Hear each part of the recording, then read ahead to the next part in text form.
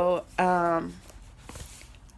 I was hoping that I saw a little growth, and since we did, Yeah.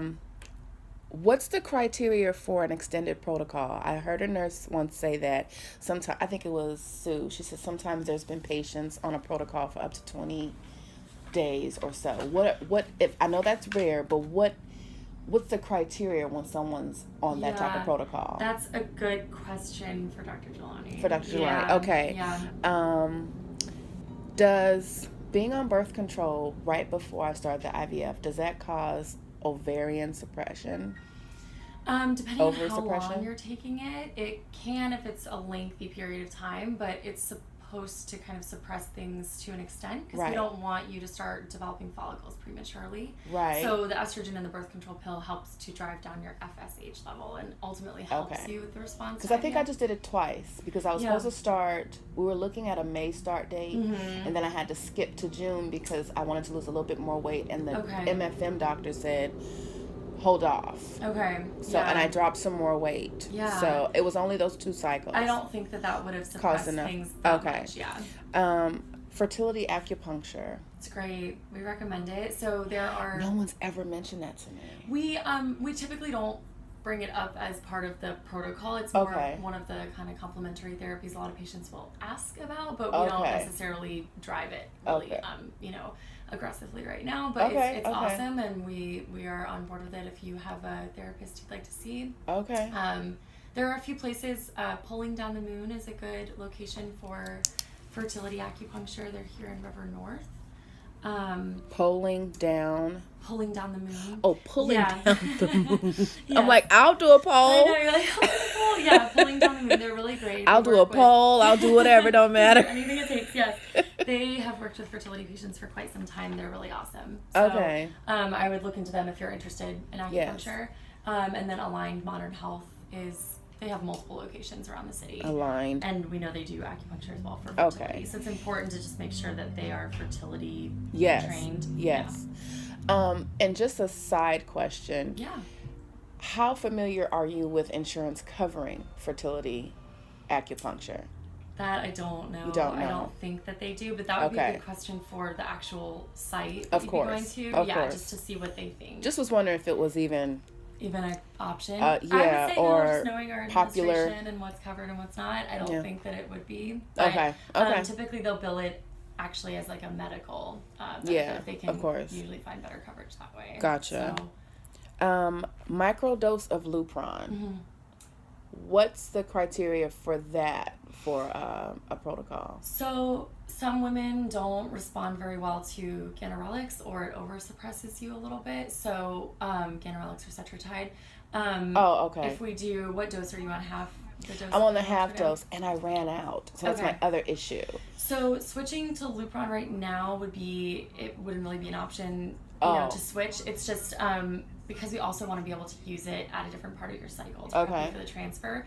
The microdose Lupron is typically started like right in the beginning of your cycle. Oh. So it's Okay. a little tricky. The criteria is essentially Lupron is very expensive, No, so okay. we avoid it for that reason too. Okay. And then it's kind of, it limits what we can do at the end of your cycle if by chance you Understood. needed Lupron for your trigger, which is unlikely with you. It would Oh. mean you overstimulated and had an estrogen of Oh. like 10,000 and had tons and tons of follicles. Lupron triggers aren't ideal. Oh, okay. But if we needed to, just to keep you safe and avoid hyperstimulation, we can't do that Understood. if we're on microdose Lupron. So Okay. a couple of different reasons why doctors don't do it, but it still Understood. doesn't mean it's not an option Yeah. if we... And this is the only reason why I'm asking is because I've been vlogging every single part Great. of this journey from day one. That's great. And my channel is up to 55 videos Wow. in the last 15 days. Okay. So lots of people who are either going through it or been through it or know someone are throwing all these suggestions out at me Yeah. after they saw that I wasn't having much stimulated growth. Mhm. So I know that everything doesn't apply to everybody. Right. I know that my case is different and everyone's cases is different. Right. So that's why I'm just like, what's the criteria? Right, What's, right. Yeah. Yeah. I know everything won't apply to me, but I'm my own advocate Yeah, absolutely. and Or- I want to know yeah. what my No, options are. I think it's great. So don't find me crazy No, not at all. if this something sounds off. Please, it's good. So what's estrogen priming? Estrogen priming is essentially the same as what you did with the birth control pill, kind of getting you ready, except that had a combination of progesterone in it too, which isn't bad. But estrogen priming just means that you're going to be taking estrogen up until your stimulation starts. So that was the estrace. Yeah, to drive down the FSH. As we get older as women, we start to recruit follicles earlier on. So say you ovulate and you're not pregnant, your body already starts developing follicles and like recruiting them and getting them ready. So you baseline on your period and you have a few follicles, maybe a larger one and a couple smaller ones, and it's really ideal to keep them all clustered in the same kind of group in terms of size and grow them together.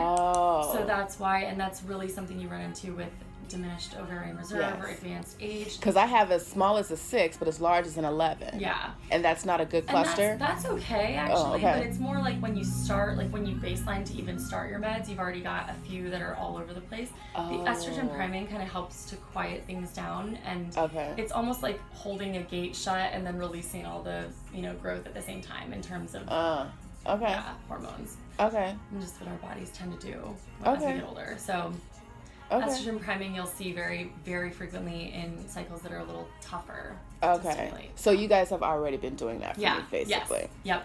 Got it. And the last question, IVM. IVM, like... When you do the egg aspiration of the not so mature eggs and then mature them in a lab, that's how it was described. Gotcha. Okay. That would be a good question for Jelani, because I think that would be more cutting edge kind of science that's coming out. I don't really know. I know that right now it's hard to aspirate an immature egg because you've got to think of it as like a, let's see, there's a good analogy. I just have to think of it like a balloon with a marble in it. Okay, so the marble, if it's immature, is like stuck to the inside of the balloon, stuck. And the doctor has to go in and flush using some water to kind of get it off the wall. If they can't get it after flushing, it's immature and it's not going to come.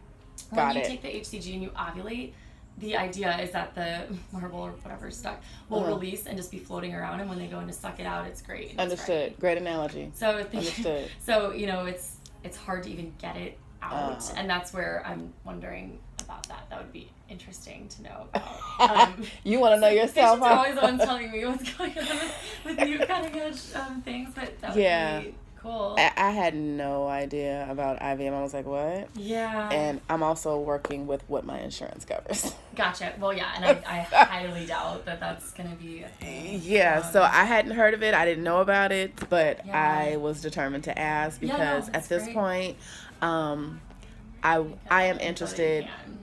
And I'm interested in either continuing this protocol or if we're going to stop, the next one, I want a more aggressive one.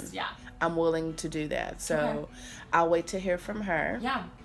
And for whatever reason that the 11 is not enough to keep this going, I'm about to fight for my shot. No, I think that it's great. So how many days have you been on? This is day 15. Day 15 of injections. Correct. Right. Okay. So, and you're on the half-dose ganirelix, and do you have Lupron? I don't have Lupron, but again, I'm 2 days off of the Cetrotide because I ran out. Okay. So it was a matter of me reordering it. So I'll give you a sample of that to get you through in that. Yeah, I emailed you guys about that, but then the growth happened, and then yeah. Horrible. Yeah. But anyway, so the growth started happening, which is good. The only thing I'm concerned about is because your body might think because the antagonist isn't suppressing you, you can ovulate a follicle even if it's not mature. So even though it's only 11, your body might be like, oh, I'm ready, like let's ovulate. And so that's why I'm thinking if your hormones come back showing that might be the case, maybe we just, I know it's not ideal to cancel, but maybe we do because we want to redo it and do it right. Yeah, and we I need understand. To keep you on meds forever if we're not going to get like a perfect retrieval amount. So I think that's one option, but we'll see what the hormones look like and what happens there. And then I would consider the microdose Lupron. It's just the cost is the only thing. And I know, are you paying out of pocket for meds? No. Okay, that's good. Most of my things were covered, and I'm at 100% co-insurance now. Okay. So great. I wouldn't even have to pay for the Cetrotide refill. Okay. And everything else was basically affordable. I think the most expensive one was $400. Probably Menopur, or... I have the list. Did you do growth hormone? It's Menopur, Follistim, Cetrotide. Sorry, I keep saying. And the other ones I haven't even touched yet because it's not time. Yeah. But so far that's all I've been taking. Okay. Oh, and the 2 pills, the doxycycline. And dexamethasone. Okay, great. So we also now have growth hormone is only on kind of released by the FDA for treatment of children with stunted growth or growth abnormalities. Okay. But there is evidence that it can help with egg maturity and quality. Okay. It goes off the market and comes back on, and it's very kind of hard to pinpoint when we're going to have it available. Okay. It is available right now. Oh. And what's it called very again? Recently. So it's called Omnitrope. Okay. And it's growth hormone, like human growth hormone. I think she said that you guys found out that my insurance does cover it. So growth hormone is not covered by insurance. It's the only one that's not, because they look at it and they're like, this is not a fertility drug. Oh, maybe it was the other one that they said was my trigger shot, maybe? Probably the HCG. Yes. Which is, it's HGH is the one I'm talking about, but HCG is probably should be covered, yeah. So Omnitrope, it's tough, because it's like $900 out of pocket, but it's helpful if we have it and we can use it. Only certain pharmacies fill it. Like right now, there's only one in the city that's filling it. Okay. So that would be, just because I know as of recently it's available, that I would suggest that if we're doing another cycle. Okay. And maybe the microdose Lupron instead. Okay. And so if this doesn't continue, then I can do another protocol and you guys will switch it up a bit. Yeah. Okay. Yeah. We'll make some changes just to. I'm down with that. Yeah. Because basically, let it be known I'm not finished. I know. We know, and we don't want you either. Trust me. I guess you guys got that message, huh? We don't really cancel patients around here. We like to keep everyone going. It's more the patient that's like, yeah. I don't think this is ready, but we want I'm one that I'm open, but I'm also not gonna let go of something until it's like, okay, well, I want to stick to my own eggs for now. If you were my sister or something, I would tell you probably that if you've gotten 11 and you're on day 15, that maybe we just regroup and do a new cycle with a different protocol. That would be my honest input. But we'll wait for Dr. Jelani to see what she thinks. But just because I know, and Dr. Beltzis works with a lot of patients that are on this protocol and have this exact situation, and I just know how it could turn out, and maybe we get one, but it's not ideal. You know, we don't want to continue unless it's like we have a good chance. Okay.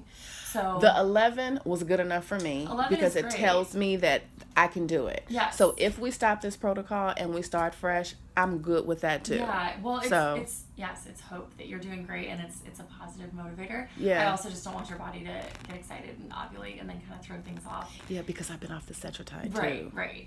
So let me just go grab a sample of that for you. Oh, okay. And then if we keep going. You got Cetrotide for the weekend. Today's Friday, so you'll probably be back Monday. Yeah. And then if not, we'll talk and the plan. What that looks like. Okay? And either way, both of them give me room to, catch up. Yeah. And so even if we stop this one, that's fine too. It gives me a little break, but it also gives me some room to do some stuff.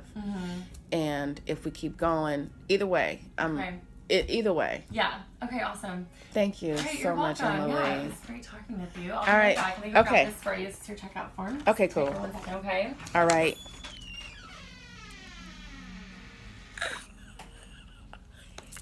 Yeah. Punks up in here. Hell no. Oh my God, I'm so humble and grateful. All I wanted to know was that it was possible. Oh my God, oh my God, oh my God, yes. Oh yeah. Okay, I'm gonna go cry now.